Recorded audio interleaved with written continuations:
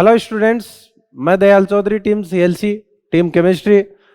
अपने कल क्लासिफिकेशन के अलावा कुछ डेफिनेशन के शब्द अपन ने देखे थे, जैसे कि अक्रिय गैस किसे कहते हैं, या फिर जैसे कि अपन बात करें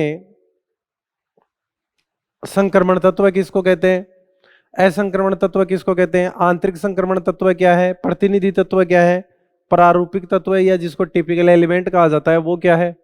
ये सारी चीजें अपन ने देख ली थी। क्लियर।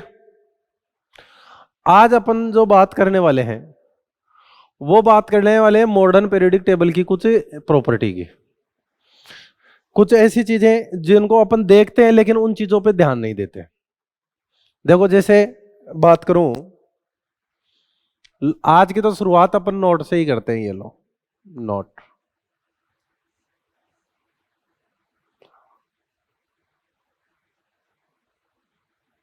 आधुनिक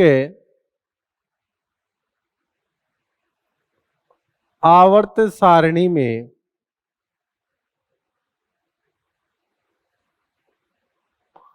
आधुनिक आवर्त सारणी में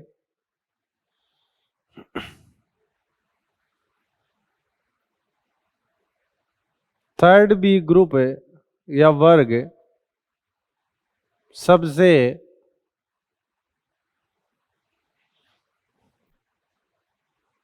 बड़ा वर्ग है। कैसे? इसमें कुल तत्व है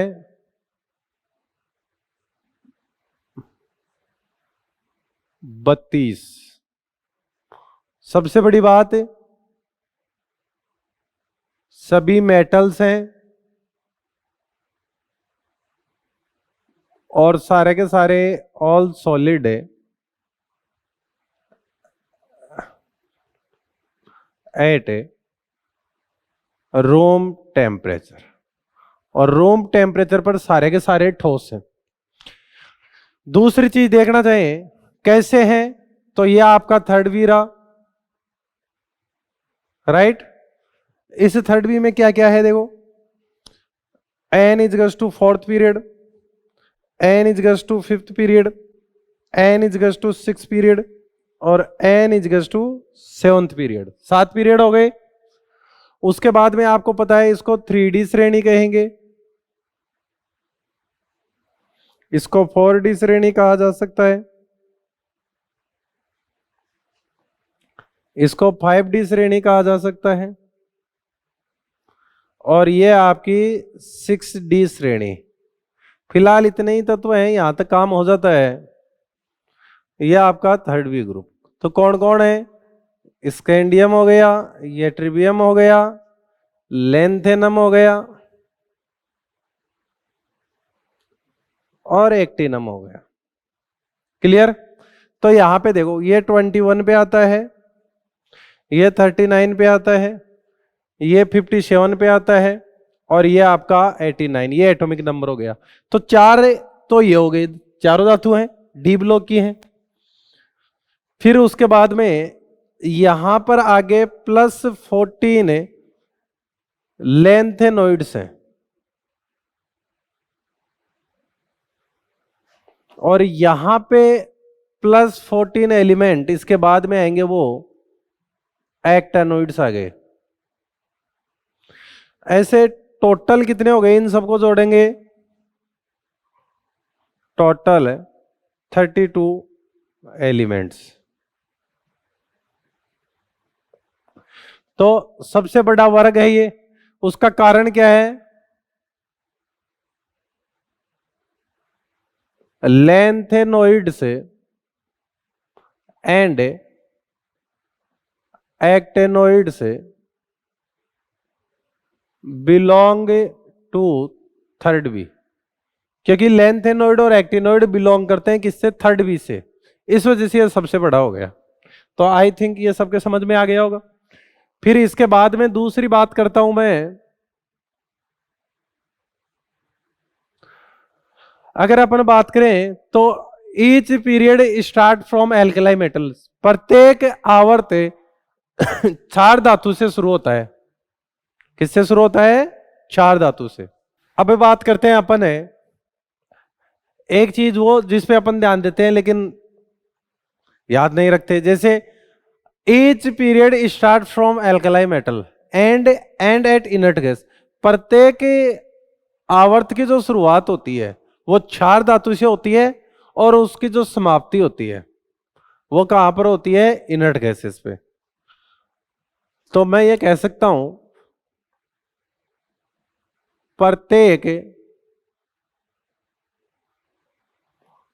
आवर्त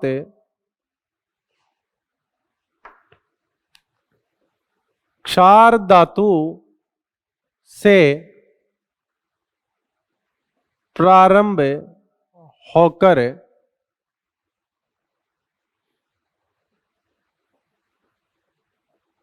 इनर्ट गैस पर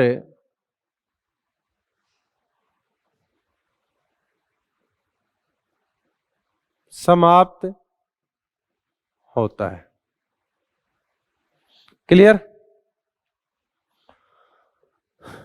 जैसे फर्स्ट पीरियड की बात करें, सेकंड पीरियड की बात करें, थर्ड पीरियड की बात करें, फोर्थ पीरियड की बात करें, फिफ्थ, सिक्स और ये आपका सेवंथ पीरियड। फर्स्ट पीरियड की शुरुआत हाइड्रोजन से होती है, इसकी लिथियम से, सोडियम से, पोटेशियम से, रुबिडियम से, सीजियम से और फ्रांसियम से, राइट। और समाप्त कहां होता है? ये तो खत्म हो गया हीलियम पर, ये खत्म हो गया नियोन पर,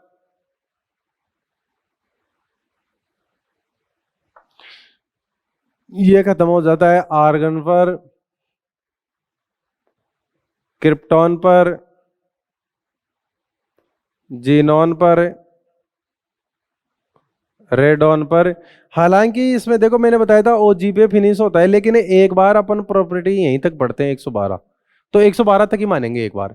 बाकी देखो आईपीएससी ने स्वीकार 118 तक कर ली। क्लियर? तो यहां से देखा जाए एटॉमिक नंबर 1, 3, 11, 19, 37, 55 और ये आपका 87। इधर देखा जाए 2, 10, 18, 36, 54, 86 और 112। तो देखो इसमें एक्सेप्शन ये आ गया, ये सारे तो क्षार धातु हैं, तो ये बात तो सही है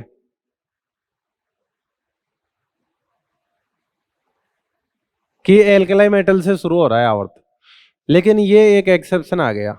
ये क्या है? अधातु है। क्लियर? समाप्त इनर्ट गैसेस भी होता है, तो बिल्कुल ये इनर्ट गैसेज, मैं ये कह रहा हूं कि सातवां भी इनर्ट गैस पे ही समाप्त हो रहा है। लेकिन एक बार बात इतनी करेंगे, यहां तक केमिकल प्रॉपर्टी पढ़ते हैं। ये आपका क्या आ गया? Inert gases. लेकिन ये क्या आ गया आपको पता है? असंक्रमण धातु, नॉन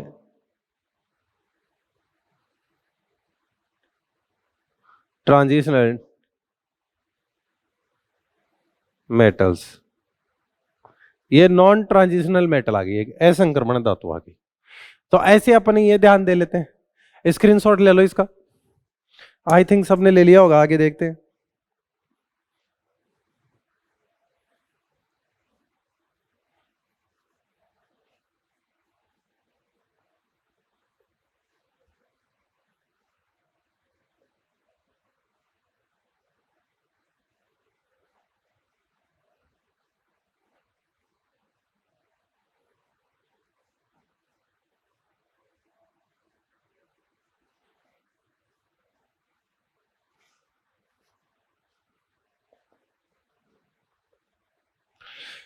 फिर आगे अपन बात करते हैं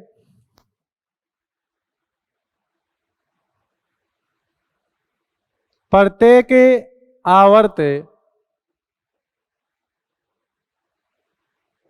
न्यू सेल मतलब नए कोष से स्टार्ट होता है। एवं उसी में समाप्त हो जाता है। प्रत्येक आवर्त है नए कोष से शुरू होगा और उसी में खत्म हो जाएगा। कैसे? देखो,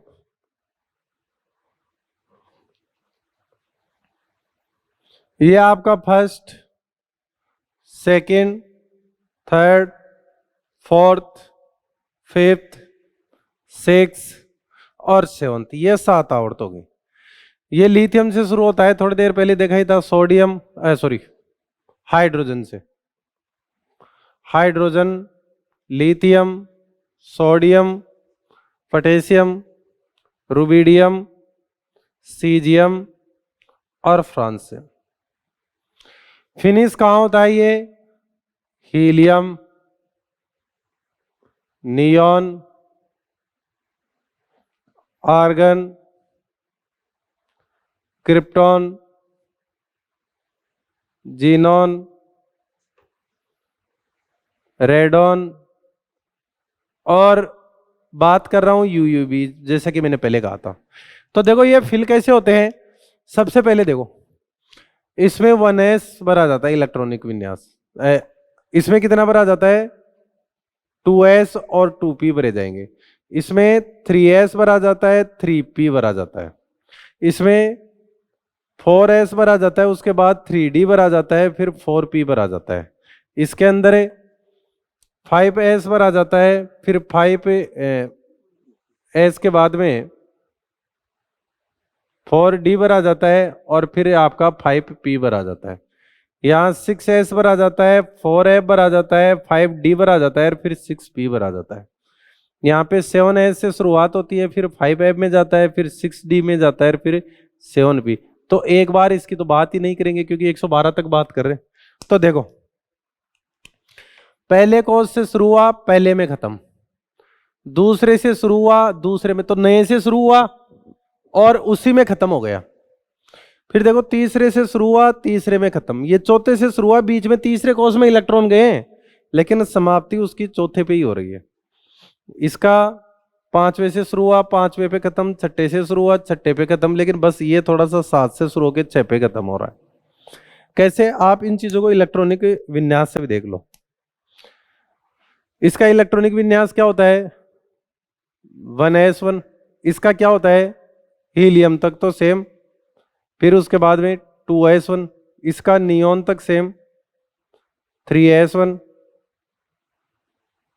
आर्गन तक सेम, 4s1, चौथे से शुरू हो रहा है ना, देख लो।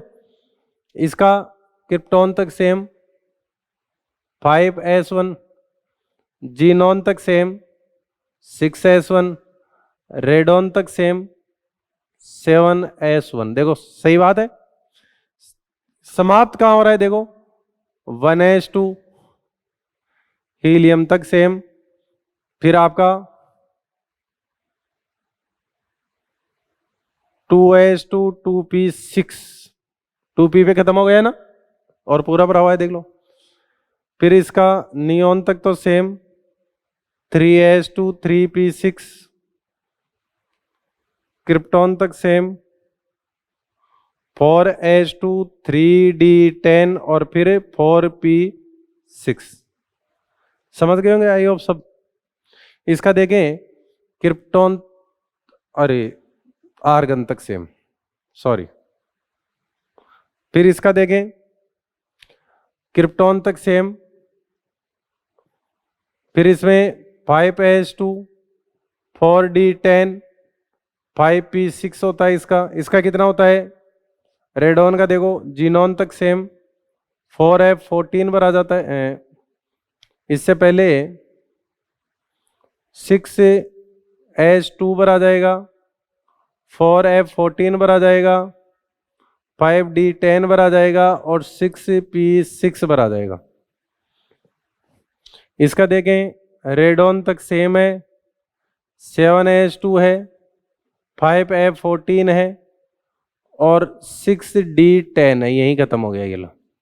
तो इलेक्ट्रॉनिक विन्यास से साफ साफ पता चल रहा है। और इसी बहाने क्षार धातुओं के और इनर्ट गैसेस के इलेक्ट्रॉनिक विन्यास मैंने आपको बता दिए। समझ में आ गया आई थिंक। फिर एक चीज देखो,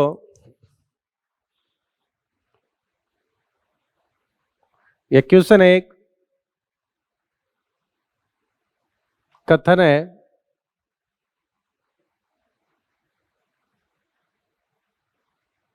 फोर्थ आवर्त में कुल 18 तत्व उपस्थित है।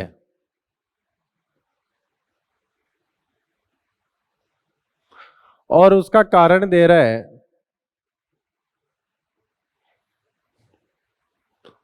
फोर्थ आवर्त में इलेक्ट्रॉन 4s 4p 4d में भरे जाते हैं,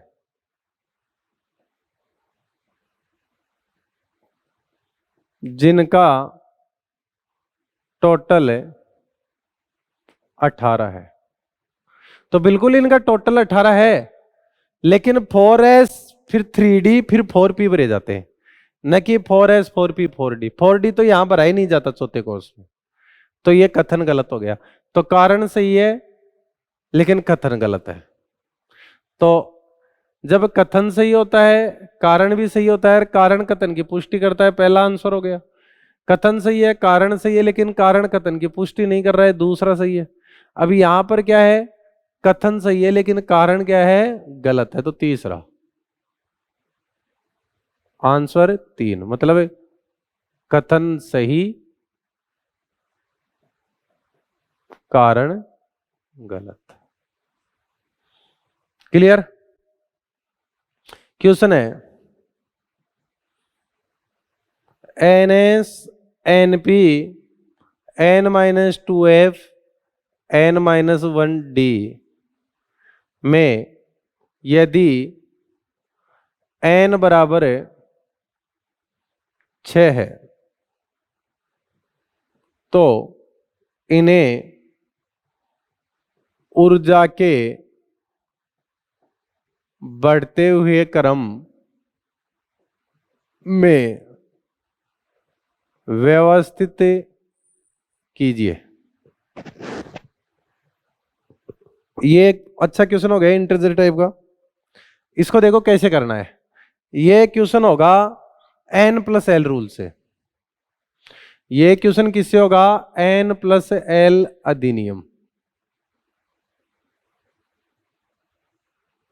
N+L अधिनियम क्या है, यदि किसी कोष के लिए या पीरियोडिक सबसेल के लिए N+L का मान ज्यादा है तो उसकी ऊर्जा भी ज्यादा होगी। एवं यदि एक से अधिक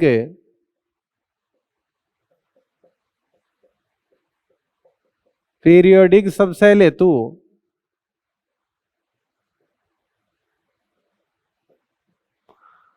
N+L का मान समान आता है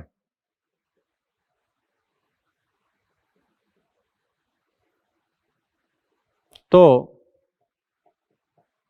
जिसकी N का मान ज्यादा होगा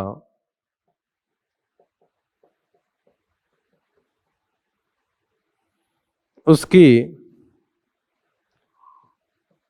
ऊर्जा भी ज्यादा होगी। क्लियर। N आप सबको पता है ये मुख्य क्वांटम संख्या है, मुख्य क्वांटम संख्या। आपने अच्छे से पढ़ाई ये चीज एटॉमिक स्ट्रक्चर में, सबको पता है एन क्या है, मुख्य क्वांटम संख्या है, राइट। दूसरा एल, एल है एजुमेथल द्विगंशीय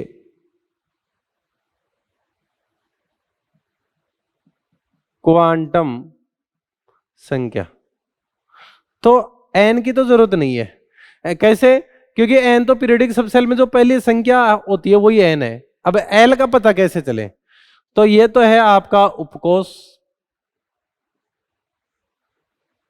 और ये है वैल्यू ऑफ एल। एस के लिए 0 है, पी के लिए 1 है, डी के लिए 2 है, एफ के लिए 3 है, अगर ऐसे जी आए तो उसके लिए 4 हो जाएगी। तो यहां पे देखो इसका सॉल्यूशन 6s हो जाएगा, एन का वैल्यू रख रहा हूं, 6p हो जाएगा, 4f हो जाएगा और ये 5d हो जाएगा। अब इनके लिए n प्लस एल निकाल लो बस, और कुछ नहीं करना है। n प्लस एल, तो 6 तो पहले ये तो हो गया n, l क्या है, s के लिए देखो 0, इसके लिए 6 + 1, इसके लिए 4 + 3, इसके लिए 5 + 2। तो यहां से देखा जाए इसका टोटल 6 आ गया, इसका 7 आ गया, इसका 7 आ गया और इसका भी 7 आ गया। तो 3 के लिए सेम आ गया ना। तो यहां क्या करना है, सबसे कम एनर्जी तो 6s की हो गई।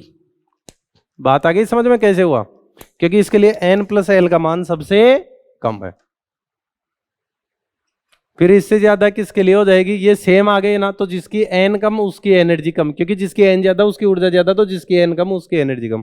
तो 4f, 4f के बाद में 5d और 5d के बाद में 6p। कहने का मतलब ns आएगा, फिर n-2f आ गया, फिर n-1d आ गया और फिर आपका np आ गया। बात आ गई समझ में। तो ये थोड़ी सी बात थी, इसको बना लो 18 में। आई थिंक सबने बना लिया होगा। नेक्स्ट चलते हैं।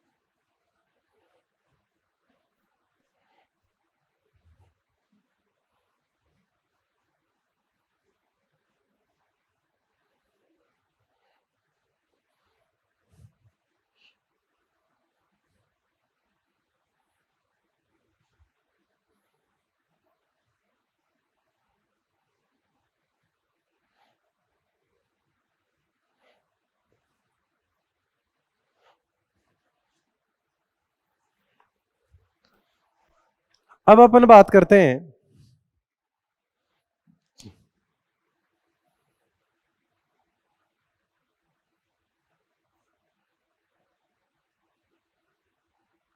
दूसरे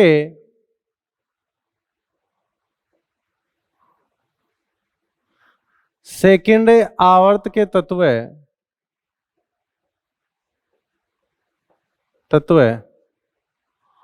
अपने वर्ग से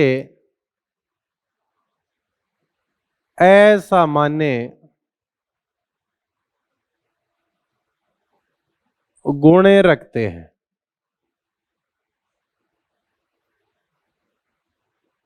कारण,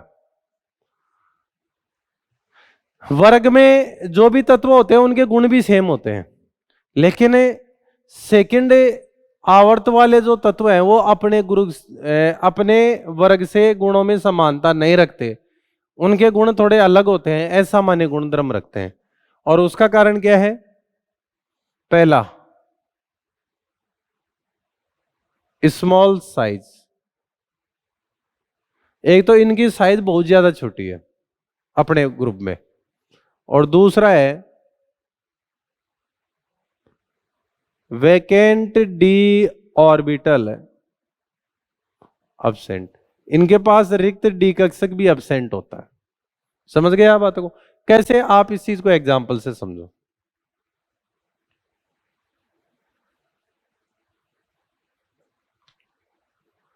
lithium chloride, sodium chloride, potassium chloride, rubidium chloride, और ये आपका हो गया सीजियम क्लोराइड, राइट।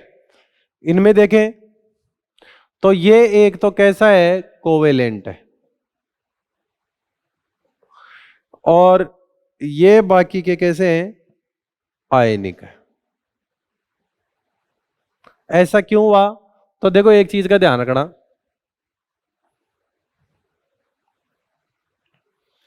ये ए है और ये बी है, इसने इधर इलेक्ट्रॉन ट्रांसफर कर दिया मान लो, तो ये तो बन जाता है प्लस और ये बन जाता है माइनस। अब दो विपरीत आवेशों के बीच कौन सा बॉन्ड बनता है, आयनिक बॉन्ड। ऐसे ही तो आयनिक कंपाउंड बनता है ना।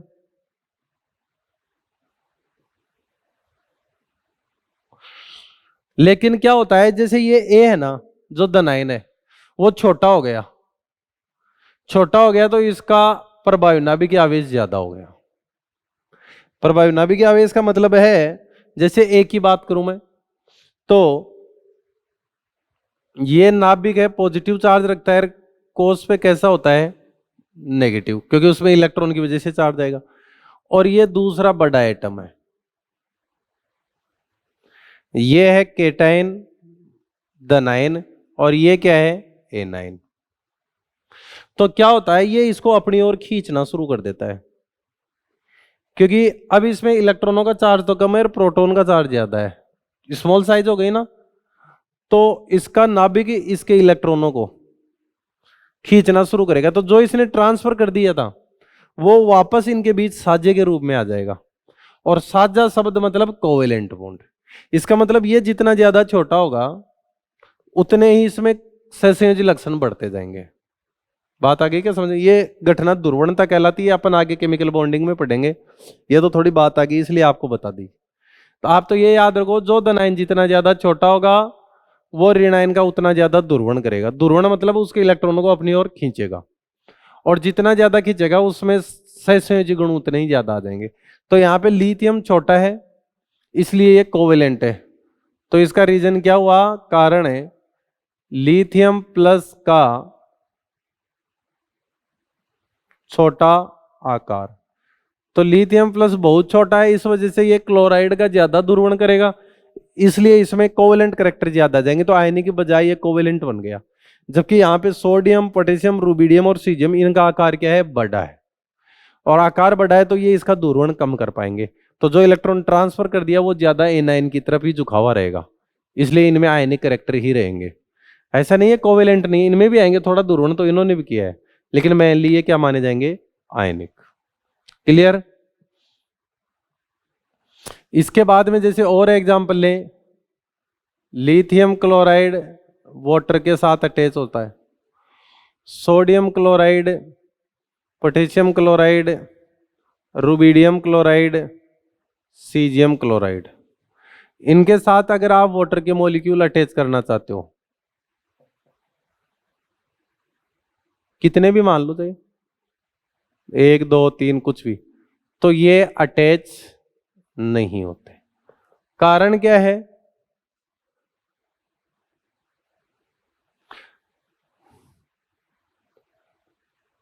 Exist in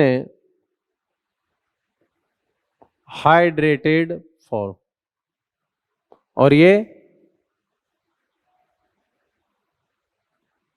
exist in एनहाइड्रेटेड form. ऐसा क्यों हुआ? तो हमेशा ध्यान रखना, केवल कोवेलेंट हेलाइड का ही जल योजित रूप मतलब हाइड्रेटेड फॉर्म संभव है। आयनिक तो उसमें घुल जाते हैं और कोवेलेंट उसके साथ जुड़ जाते हैं। ये याद रखना। आयनिक तो घुल जाएगा पानी में और कोवेलेंट जुड़ जाएगा। तो अगर ये होंगे तो ये तो आयनों में टूट जाएंगे। सोडियम एक तरफ चला जाएगा और क्लोरीन एक तरफ चला जाएगा और उनके चारों तरफ वाटर के मॉलिक्यूल इकट्ठे हो जाएंगे आयनिक के। तो ऐसा ये हाइड्रेटेड एग्जिस्ट इन एनहाइड्रेटेड हूं। कारण क्या है? ये आयनिक है, लिथियम वगैरह। ये हाइड्रेटेड फॉर्म में क्यों है? कारण क्या है? लिथियम प्लस का स्मॉल साइज होने के कारण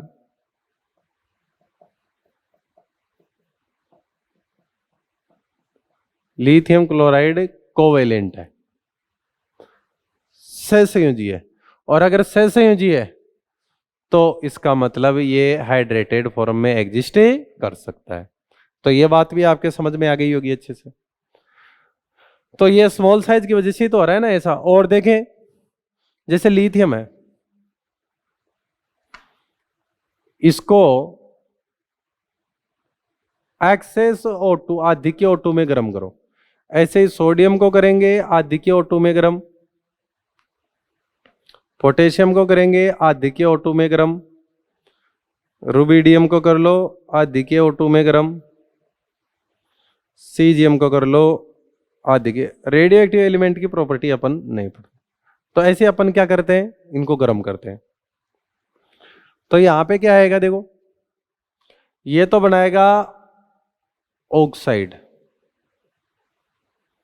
कारण लिथियम प्लस का छोटा आकार। छोटे आकार वाले ऑक्साइड बनाते हैं। छोटा छोटे के साथ स्टेबल है, बड़ा बड़े के साथ स्टेबल है, ये याद रखो। छोटा छोटे के साथ रहना चाहता है, बड़ा बड़े के साथ। तो जैसे लिथियम है, छोटा है, ऑक्साइड छोटा है, तो छोटा छोटे के साथ स्टेबल ऑक्साइड बन गया। पर ऑक्साइड और सुपर ऑक्साइड बड़े होते हैं। कैसे पता चलेगा? अगर ऑक्सीजन पे -2 चार्ज है तो वो ऑक्साइड है।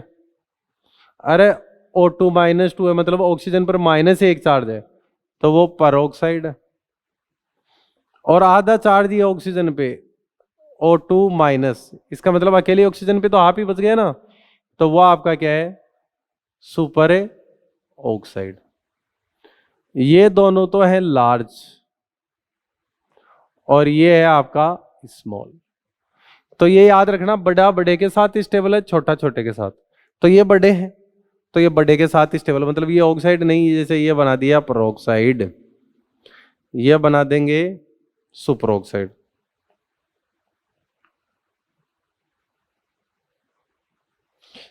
तो ये क्या बना गया? परऑक्साइड। कारण है बड़ा आकार है। ये और भी बड़े आ गए, इसलिए ये बनाएंगे सुपर ऑक्साइड। इनमें अगर साइज की बात करें ना, तो ऑक्साइड सबसे छोटा, इससे बड़ा परऑक्साइड, परऑक्साइड से बड़ा कौन होता है? सुपर ऑक्साइड होता है। राइट? तो ये चीज देख लो, आई थिंक समझ में आ गई होगी। स्क्रीनशॉट ले लो, इसको फिर हटा देता हूं। ले लिया होगा सबने? हटा रहा हूं।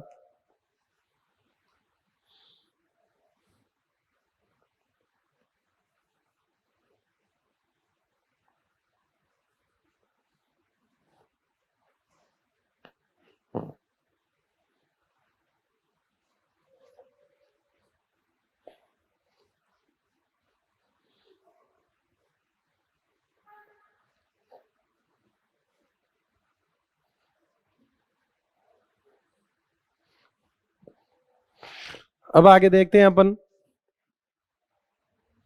ये बात तो होगी। फिर एक अपन ने ये भी तो कहा है ना कि वेकेंट डी एब्सेंट है, इसलिए भी ऐसा मान्य गुण देंगे। तो इस चीज को यूं समझो, ये आपका थर्ड ए है, ये आपका फोर्थ ए है, और ये आपका फिफ्थ ए है। ये सेकंड पीरियड वाले, यहाँ पे थर्ड पीरियड वालों की बात करता हूँ, यहाँ फोर्थ पीरियड वालों की, यहाँ मैं फिफ्थ पीरियड वालों की, और यहाँ पे सिक्स पीरियड वालों।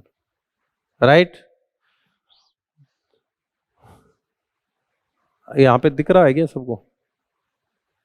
थोड़ा इधर लिख लेता हूँ, क्या पता ना दिख रहा हो।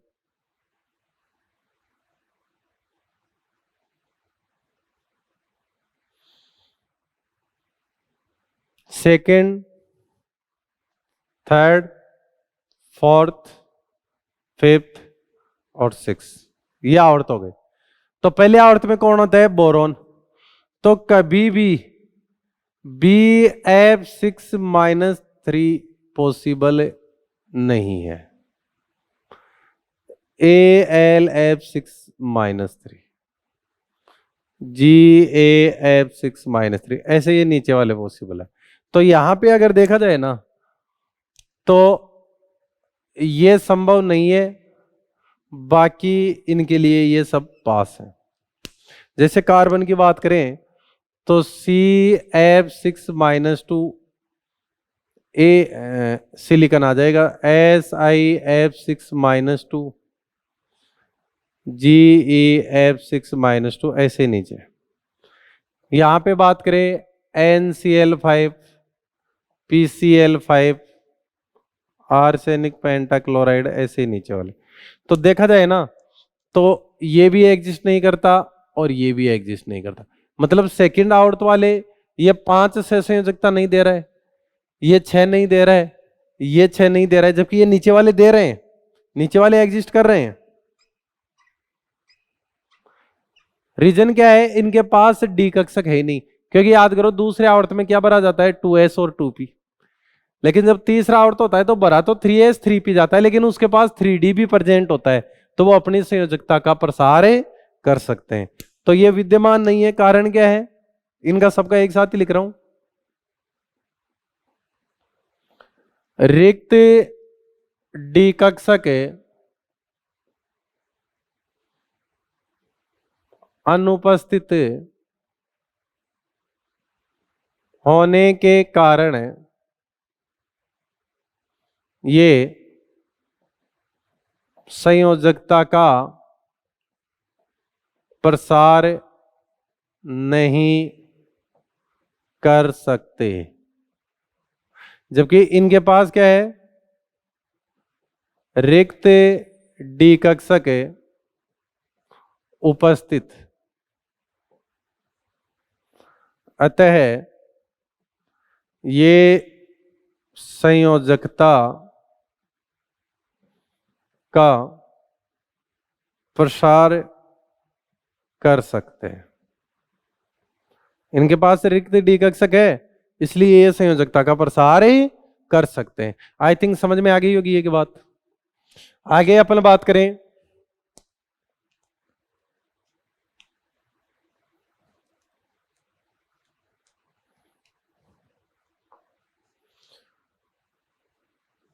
विकर्ण संबंध,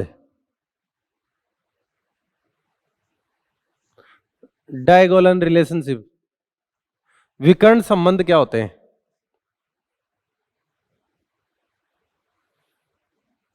दूसरे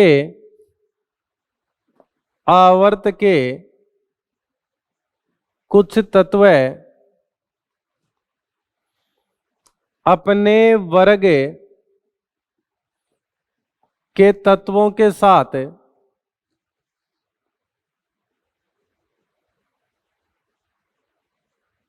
गुणों में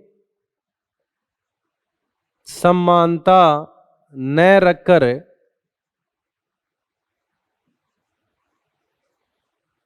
अपने विकर्ण पर स्थित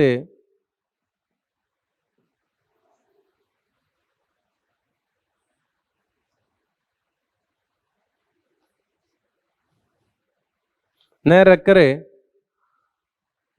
अगले वर्ग के विकर्ण पर स्थित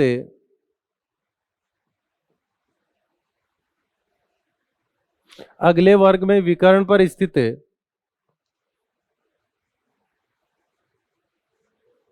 तत्व के साथ गुणों में समानता रखता है।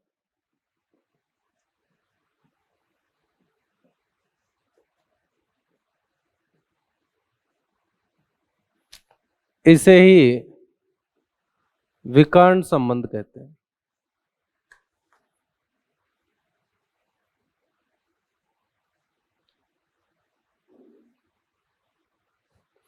इसको ही अपन क्या बोलेंगे, डायगोनल रिलेशनशिप। कैसे, आप इस चीज को यूज समझो, first A, second A, third A और ये फोर्थ ए। ये दो तो आपके एस ब्लॉक से हैं और ये आपके हैं पी ब्लॉक के। ये सेकेंड आवर्त है और ये थर्ड आवर्त। Lithium, sodium, beryllium, magnesium, boron, aluminium, carbon, silicon. अब आप इस चीज को यूं समझो, ये लिथियम समानता तो सोडियम से रखना चाहिए था, लेकिन रखता किससे है, अपने विकर्ण पर, आगे वाले वर्ग में विकर्ण पर स्थित मैग्नीशियम से। अब बेरिलियम की प्रॉपर्टी होनी तो मैग्नीशियम के साथ चाहिए थी, लेकिन ये किसके साथ है, एल्यूमिनियम के साथ। बोरॉन की प्रॉपर्टी एल्यूमिनियम के समान होनी चाहिए थी, लेकिन ये किससे मैच कर रहा है, सिलिकॉन से। इसको कहा जाता है विकर्ण संबंध। और विकर्ण संबंध में जो तत्व आ जाते हैं उन्हें सेतु तत्व बोल दिया जाता है। लेकिन हालांकि मेंडलीव में मैंने सेतु तत्व आपको बताए थे, कभी पूछा जाएगा तो मेंडलीव वाले पूछा जाता है ऑलमोस्ट। तो ये बात आ गई समझ में सबके, कैसे समानता रखते हैं। अब आप इस चीज को यूं समझो, जैसे लिथियम क्लोराइड और मैग्नीशियम क्लोराइड दोनों के दोनों ही कोवेलेंट है, जबकि आपको पता है सोडियम क्लोराइड कैसा होता है, आयनिक होता है। जैसे लिथियम और ये मैग्नीशियम है, दोनों को ही अगर एक्सेस से O2 के साथ गर्म करते हो तो दोनों के दोनों ही ऑक्साइड बनाते हैं। लिथियम भी ऑक्साइड बनाएगा और मैग्नीशियम भी ऑक्साइड बनाता है, जबकि इनका नीचे वाले पेरोक्साइड और सुपरऑक्साइड बनाते हैं। जैसे लिथियम क्लोराइड हाइड्रेटेड फॉर्म में एग्जिस्ट करता है और मैग्नीशियम क्लोराइड भी हाइड्रेटेड फॉर्म में एग्जिस्ट करता है।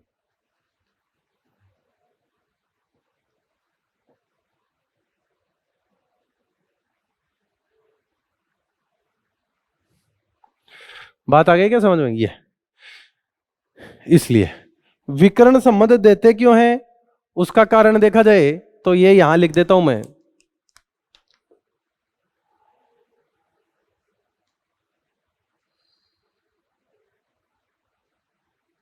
लगभग समान फाई, फाई बोले तो आयनिक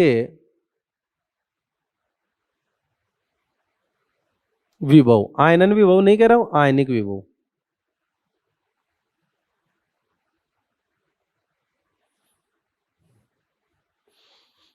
और लगभग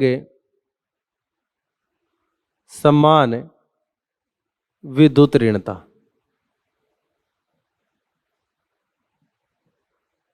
फाई क्या होता है याद रखो, चार्ज अपॉन साइज। तो इनका चार्ज और साइज का जो अनुपात है वो इन दोनों का लगभग समान है। इन दोनों की विद्युत ऋणता लगभग समान है, इसलिए इनके गुण भी समान है। वैसे इन दोनों का और ऐसे इन दोनों का। तो ये चीज समझ में आई कि नहीं आई? जैसे मैं बात करूं आगे, बेरिलियम है और ये मैग्नीशियम है, दोनों ही उभयधर्मी धातु है, एम्पोटेरिक मेटल्स। एम्पोटेरिक मेटल किसे कहते हैं? वे मेटल्स जो एसिड व बेस दोनों के साथ रिएक्शन करती हैं।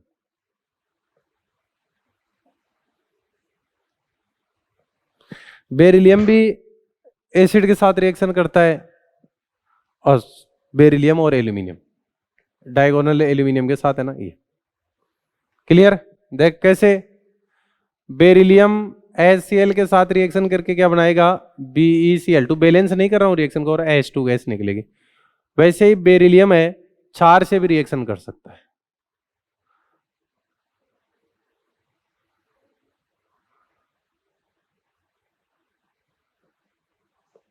क्लियर? तो देखो ये क्या है, एसिड, ये क्या है, बेस है। तो ये क्या हो गए, एम्फोटेरिक हो गए, उभयधर्मी। तो ये आपको ध्यान रखना है। उभयधर्मी कौन से हैं, जो अम्ल और क्षार दोनों से। ऐसे एल्यूमिनियम भी AlCl3 बना लेगा, यहाँ सोडियम मेटा एल्यूमिनेट बना लेगा। क्लियर, ये आगे पढ़ेंगे अपन डिस्क्रिप्शन में ज्यादा। तो ये चीज समझ में आ गई होगी। इसके बाद में बात करें एम्फोटेरिक मेटल कौन कौन सी है, तो बेरिलियम है, एल्यूमिनियम है, जिंक है, टिन है और लेड है। ये एम्फोटेरिक मेटल है। और ये जो एम्फोटेरिक मेटल है, इनके ऑक्साइड, हाइड्रोक्साइड व हाइड्रेटेड फॉर्म भी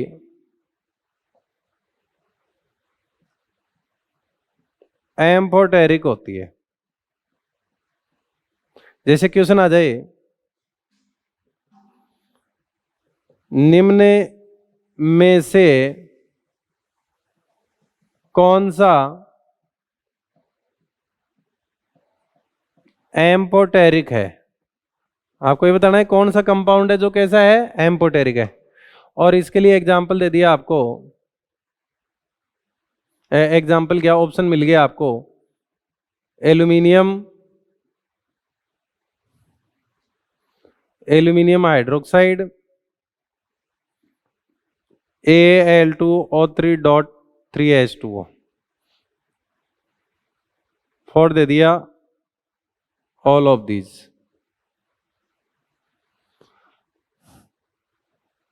Al2O3, तो एल्यूमिनियम खुद एम्फोटेरिक है, उसका ऑक्साइड भी एम्फोटेरिक होगा, उसका हाइड्रोक्साइड भी एम्फोटेरिक होगा, यहां तक कि उसकी हाइड्रेटेड फॉर्म भी एम्फोटेरिक होगी। तो अपना आंसर क्या आएगा, all of this. I think सबके समझ गया, आ गया होगा अच्छे से। स्क्रीनशॉट ले लो, इसको उठाता हूं।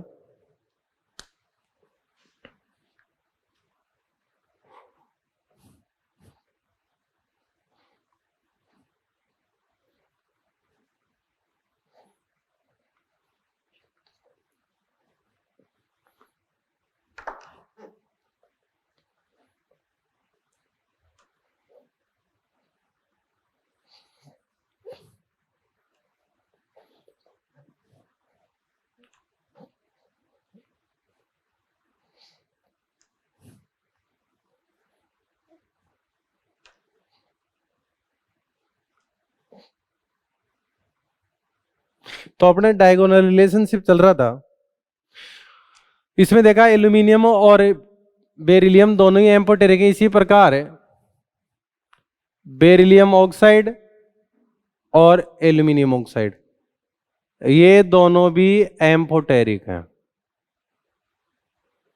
ये भी उभयधर्मी है। क्लियर। इसके अलावा अपन बात करें, बेरिलियम कार्बाइड ले लो या चाहे एल्यूमिनियम कार्बाइड ले लो,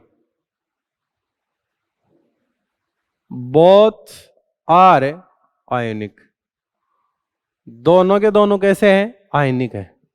ये क्वेश्चन नीट में पूछा हुआ है 2016 में। इसका अगर आप हाइड्रोलाइसिस करवाते हो तो आपको पता है कार्बन यहां C- फॉर्म में है, तो क्या होगा, बेरिलियम हाइड्रोक्साइड बन जाएगा और CH4 बन जाएगी। इसी प्रकार इसका करवाओगे तो यहां पे भी ये -4 फॉर्म में है, तो एल्यूमिनियम हाइड्रोक्साइड बन जाएगा और साथ में आपका मीथेन। तो पूछा क्या था, कौन सी गैस रिलीज होती है, ये चीज पूछी थी, तो दोनों में ही मीथेन गैस रिलीज होती है। क्लियर। एक चीज और थी जो उसी साल नीट में पूछी गई थी, बेरिलियम और मैग्नीशियम, सॉरी वही डायगोनल रिलेशनशिप है तो एल्यूमिनियम के साथ ही होगा, एल्यूमिनियम। ये भी आपके इसमें क्या था, कहा था कि अगर इन दोनों में कंसंट्रेट HNO3 मिला दें तो क्या होगा, तो रिएक्शन स्टॉप, मैं ये नहीं कह रहा रिएक्शन नहीं होगी, मैंने कहा है रिएक्शन स्टॉप, रिएक्शन रुक जाएगी दोनों में ही। रीजन क्या है? Due to passivity. पैसिविटी मतलब बोल दो निष्क्रियता। निष्क्रियता किस वजह से आई? पैसिविटी का रीजन देखो, due to inert oxide layer formed. क्या होगा कि ये इसके साथ रिएक्शन करके बेरिलियम ऑक्साइड बनाएगा और एल्यूमिनियम ऑक्साइड, समझ गए? और ये दोनों कैसे होते हैं? इनर्ट होते हैं। तो हुआ क्या, जैसे बेरिलियम है उसको कंसंट्रेट HNO3 में डाला तो बेरिलियम की जो ऊपर वाली सरफेस है वो ऑक्साइड में बदल गई। अब ऑक्साइड क्या है? इनर्ट है, तो अब आगे रिएक्शन नहीं होने देगा, तो अंदर का बेरिलियम सुरक्षित है, प्रोटेक्ट है। क्लियर? तो एरोप्लेन वगैरह के ये जो पार्ट्स बनाए जाते हैं आउटर स्फीयर, वो एल्यूमिनियम का इसीलिए बनाया जाता है क्योंकि उसका पहले एनोडीकरण करके उसका बाहर क्या कर दिया जाता है, आपके ऑक्साइड की लेयर बना देती है। वो इनर्ट होती है तो लंबे टाइम तक उसका संक्षारण नहीं होता, कोरेजन नहीं होता है। क्लियर? तो ये भी डायगोनल रिलेशनशिप की बात हो गई। ऐसे और भी चीजें हैं डायगोनल रिलेशनशिप की, लेकिन वो सारी चीजें अपने एस ब्लॉक में पढ़ते हैं। एस ब्लॉक वालों की डिस्क्रिप्शन इतना अपने लिए मोर देन सफिशिएंट है पीरियोडिक टेबल के हिसाब से। फिर उसके बाद में एक चीज देखें,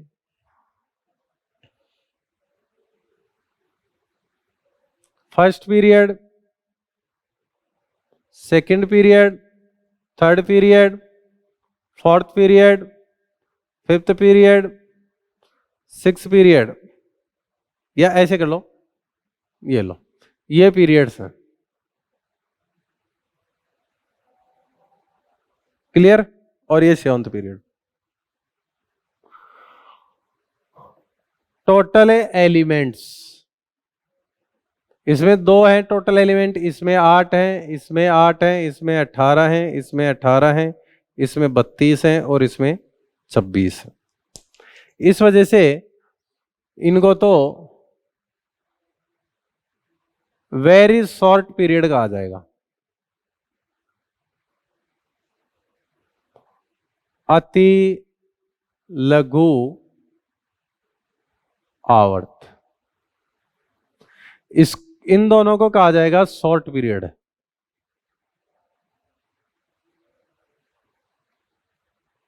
बोले तो लघु आवर्त।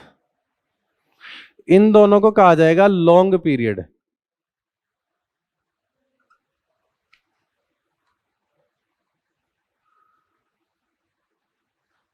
दीर्घ आवर्त।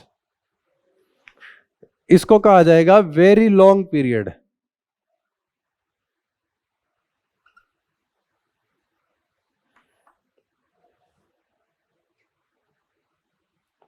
अति दीर्घ आवर्त। और इसको कहा जाता है इनकम्प्लीट पीरियड।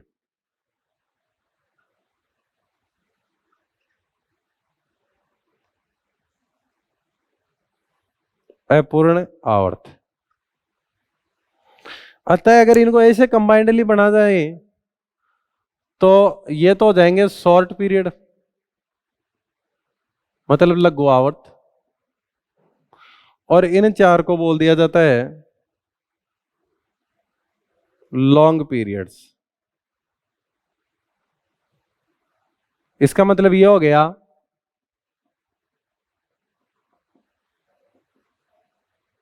आधुनिक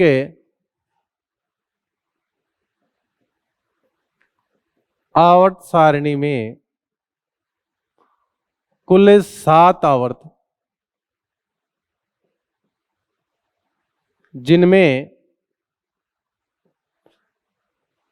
3 लघु आवर्त व 4 दीर्घ आवर्त है।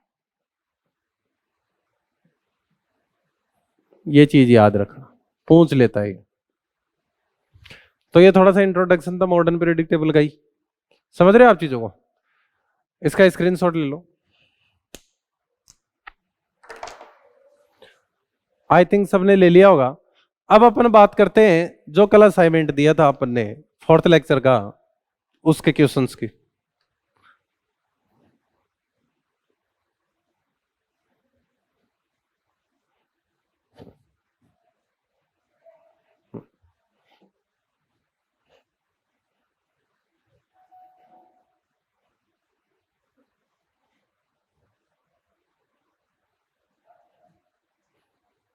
तो अपनी वर्कशीट निकाल लीजिए, मैं भी अपनी ले लेता हूं।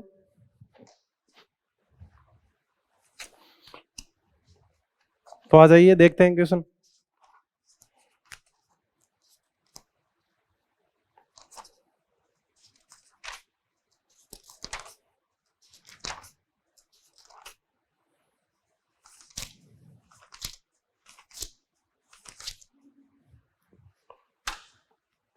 एक तो आपको जो क्वेश्चन दिया था वो स्टेज फर्स्ट स्टेज सेकंड के भाग ए से दिया था। कौन सा? 12वें नंबर का क्वेश्चन। क्वेश्चन क्या है? आवर्त सारणी के आधार पर निम्न प्रश्नों के उत्तर दीजिए। पहला, उन तत्वों का पता कीजिए जिनके बाहरी कोष में 5 इलेक्ट्रॉन है। आपको वे कक्षक बताने हैं जिनके बाह्यतम कोष में 5 इलेक्ट्रॉन है। तो बाह्यतम कोष में 5 इलेक्ट्रॉन फिफ्थ ए के होते हैं। इनका कॉन्फ़िगरेशन क्या होता है? NH2NP3। तो 2 + 3 कितने इलेक्ट्रॉन हो गए? 5 इलेक्ट्रॉन। तो कौन कौन से हैं वो तत्व? नाइट्रोजन हो गया, फॉस्फोरस हो गया, आर्सेनिक हो गया, एंटीमनी हो गया, बिस्मिथ हो गया। आजकल MC की बातें और होने लगी है, लेकिन हालांकि इसकी प्रॉपर्टी समझते नहीं है तो अपन बात बिस्मिथ तक ही कर लेते हैं। ये लो, बात आ गई क्या समझ में? बाकी उसके भी बाह्यतम कोष में 5 ही है। उन तत्वों का पता कीजिए जो 2 इलेक्ट्रॉन ग्रहण करने की प्रवृत्ति रखते हैं। तो हर कोई चाहता है कि ये क्वेश्चन नंबर है, इसी का A हो गया, अब इसका B क्या कह रहा है? उन तत्वों का पता कीजिए जो 2 इलेक्ट्रॉन ग्रहण करने की प्रवृत्ति रखते हैं। 2 इलेक्ट्रॉन, तो वो रखेंगे आपके 6A वाले, क्योंकि इनका कॉन्फ़िगरेशन क्या है? NH2NP4। तो ये कोशिश करते हैं बाह्यतम कोष में 6 की बजाय 8 इलेक्ट्रॉन हो जाएं। 8 इलेक्ट्रॉन करने के लिए इनको 2 ग्रहण करना पड़ेगा। तो ये कौन कौन से हैं? ऑक्सीजन हो गया, सल्फर हो गया, सिलेनियम हो गया, टेलुरियम हो गया, पोलेनियम हो गया। LV की बात अपन यहाँ पे करते नहीं है। फिर है C, उस समूह की पहचान कीजिए जिसमें धातु भी है, अधातु भी है, द्रव्य के साथ साथ गैस भी कमरे के ताप पर द्रव्य है। गैस भी कमरे के ताप पर है, तो उसमें धातु भी आ जाए, अधातु भी आ जाए, द्रव्य भी आ जाए, सब सारी चीजें आ जाए। तो ये लो, ये 7th है ऐसा।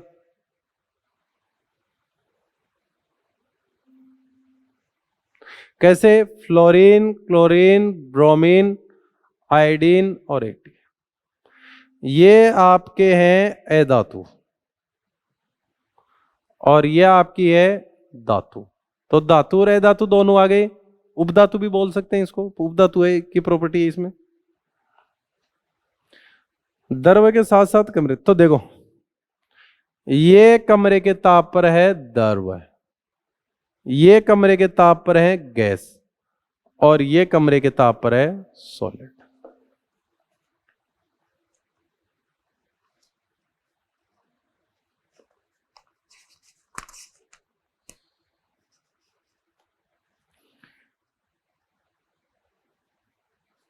तो स्टेज सेकंड का अपना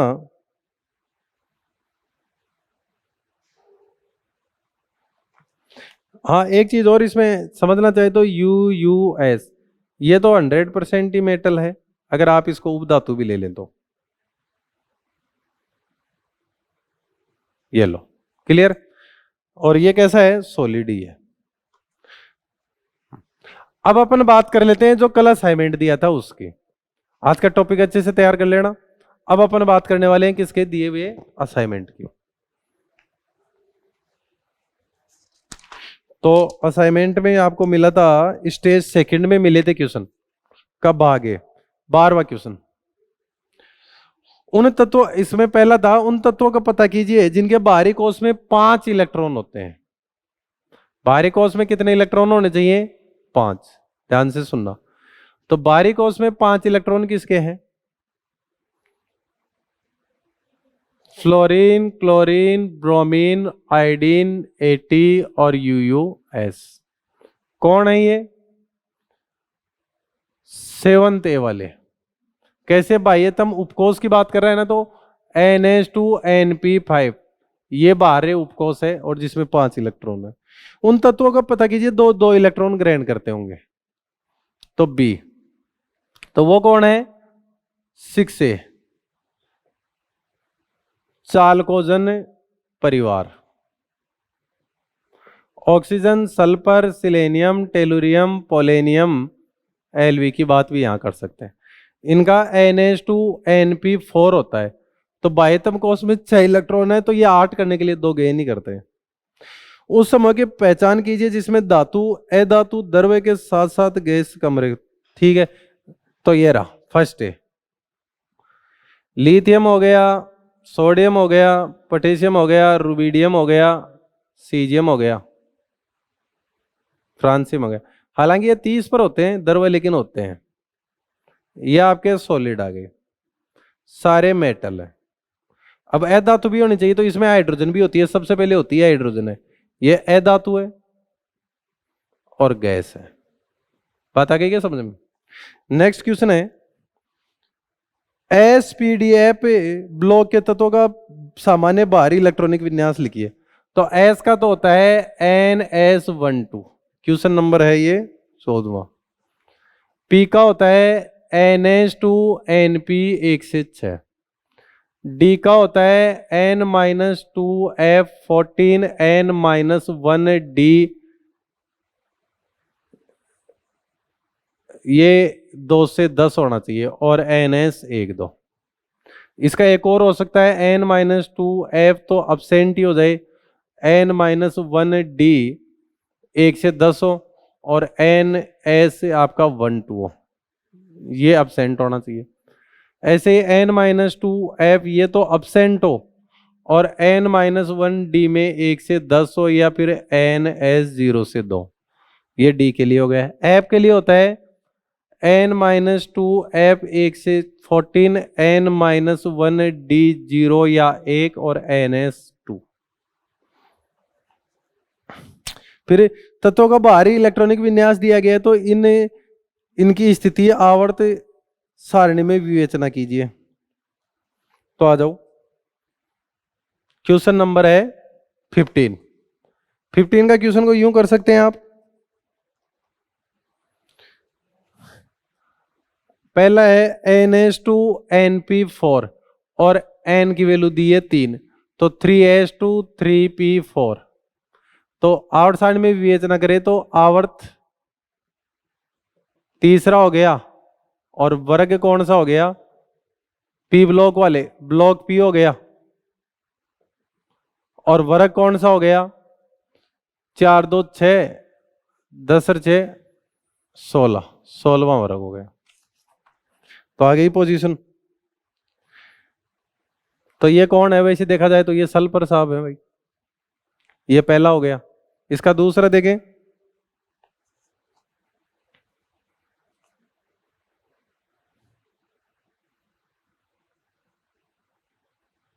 सॉरी, N-1D 2 NS2 4 N दे रखा है 4, तो ये आ जाएगा 3D2 4H2। तो ब्लॉक तो हो गया, इसका इलेक्ट्रॉनिक विन्यास से देख लो, डी आवर्त 4, और वर्ग कौन सा हो गया? तो वर्ग आप देख सकते हैं 4, चौथा वर्ग है। तो ये है आपका कौन? टाइटेनियम है। क्लियर? नेक्स्ट आगे देखें,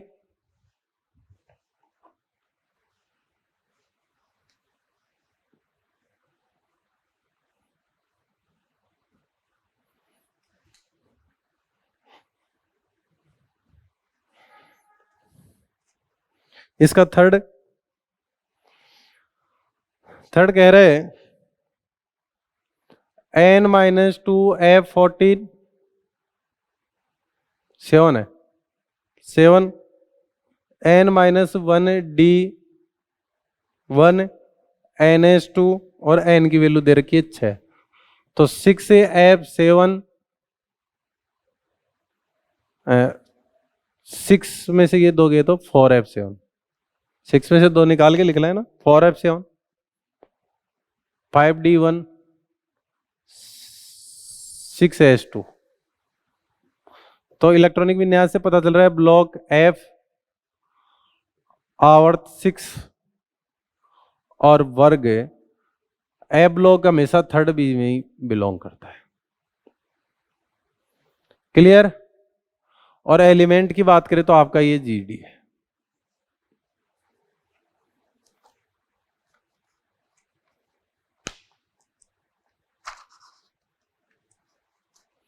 तो आपका ये क्वेश्चन नंबर था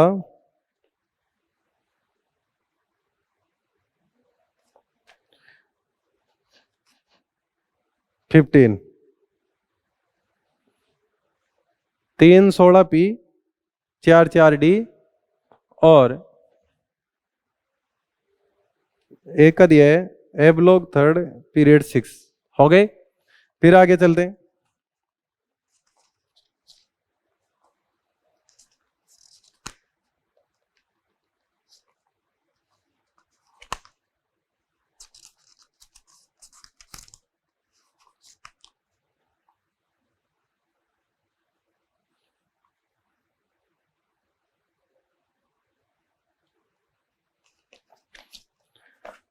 ये है अपना भाग B third stage. Stage third से भी आपको क्वेश्चन मिले थे भाग डी से। तो आ जाओ, करेक्ट मैच करना था। तो 105 तो आपको पता है ये तो मैच हो जाएगा अन्य नील पेंटियम से। मैच कर दो इसको, मतलब ये तो मैच हो रहा है सी से, तो पी तो मैच हो गया सी से। फिर 107 ये आएगा अन्य नील सेप्टियम, तो ये मैच हो जाएगा क्यू वाला बी से। फिर दे रखा है 109 अन्य नील इनियम। अन्य नील इनियम मैच हो जाएगा आपका यू एन ई डी से, तो आर मैच हो जाएगा डी से। 110 अन्य अन्य नीलियम यू यू एन ये मैच हो जाएगा एक से, तो एस मैच हो जाएगा ए से। एक तो क्वेश्चन ये था, कितने नंबर का क्वेश्चन था ये? 64। एक क्वेश्चन नंबर 65 भी दिया था, एटॉमिक नंबर देना है और ब्लॉक पहचानना है। तो पी तो दे रखा है 52, क्यों दे रखा है 56, आर दे रखा है 57, एस दे रखा है 60। तो मैंने कहा था ना पीरियडिक टेबल याद होनी चाहिए ट्रिक की बजाय। क्लियर? ये इसीलिए मैंने कहा था। क्लियर? तो आ जाओ, देखो ये तो मैच हो गया पी ब्लॉक से, क्योंकि ये आपका कौन है? टेलुरियम है। ये बेरियम है, तो ये मैच हो जाएगा एस ब्लॉक से। ये आपका लेंथेनम है, तो ये मैच हो जाएगा डी ब्लॉक से। और ये 60 वाला आपका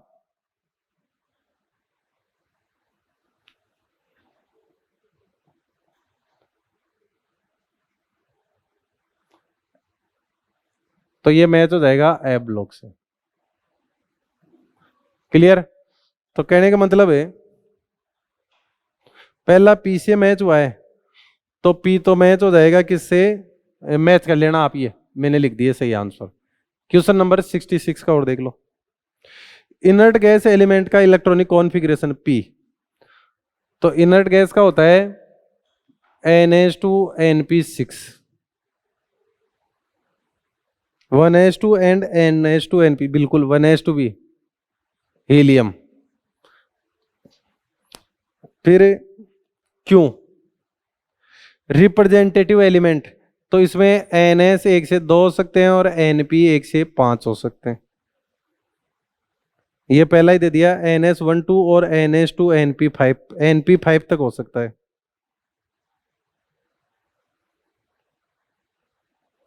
उसको सही कर लेना, 5 लिखा हुआ है NP5 तक कर लेना। ये कौन सा क्यू मैच हो रहा है? ए से। आर देखिए ट्रांजिशनल एलिमेंट की बात कर रहा है। ट्रांजिशनल एलिमेंट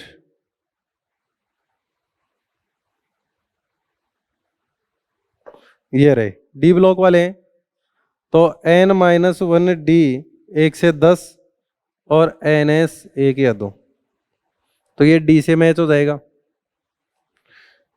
फिर आपका कौन सा है s इनर ट्रांजिशन, तो ये c से मैच हो ही जाना है फिर। क्लियर?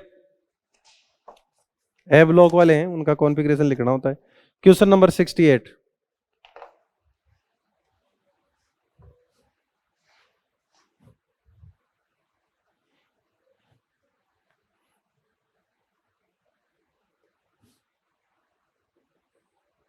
इसी स्टेज का पी फ्लोरीन, फ्लोरीन क्या है भाई? अपरूप है, तो ये तो मैच हो जाएगा 80 से। प्रोथम्बियम ये लेंथेनोइड से, तो ये मैच हो जाएगा डी से। वाटर क्या है? लुइस सार है। लॉरेंशियम एक्टेनोइड से, ये हो जाएगा। इसके अलावा 82 नंबर का क्वेश्चन दिया था बाग ई से।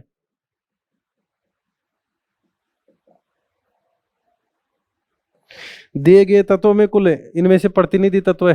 कैडमियम दिया है, एन बी दिया है, टी ए दिया है, टी ई दिया है, आर ए दिया है, एम एन दिया है, पोलेनियम दिया है, पी डी दिया है और टेक्नीशियम दिया है। तो देखो कौन कौन से हैं। एक तो टेलुरियम है प्रतिनिधि तत्व, एक रेडियम है प्रतिनिधि तत्व, एक पोलेनियम है प्रतिनिधि तत्व है। तो टोटल कितने आ गए प्रतिनिधि तत्व है? 3। कंफर्म कर लेते हैं। स्टेज थर्ड है 82। स्टेज थर्ड का 82 में 3, बिल्कुल 3 आंसर आ जाएगा। नेक्स्ट देखें।